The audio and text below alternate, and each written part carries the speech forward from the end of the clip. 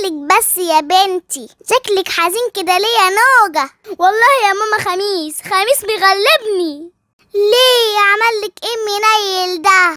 والله يا ماما بيعاملني أسوأ معاملة ومش مهتم بيا خالص، ورامي كل حاجة عليا. أنا اللي بودي الدروس وأنا اللي بودي التمارين وأنا اللي بذاكر للعيال ومش بيساعدني خالص.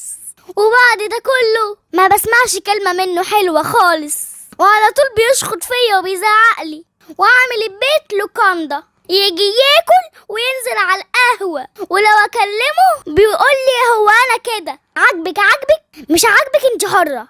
يوه ده اتجنن ده ولا ايه؟ هو فاكرك مالكيش اهل؟ لا ده لما يجيلي بس انا هعرف شغلي معاه. اهو يا ماما، اهو جه. السلام عليكم. ايه ده، انت هنا يا ماما؟ عامله ايه؟ منوره الدنيا كلها. ازيك يا جوز بنتي يا غالي؟ عامل ايه يا حبيبي؟ ربنا يخليك لعيالك ويفضل حسك في الدنيا. ماما انت بتقولي ايه؟ بس يا بت يلا قومي اتجري حطي الاكل لجوزك. تلاقيه حبة عيني جاي من الشغل تعبان وجعان. ايه؟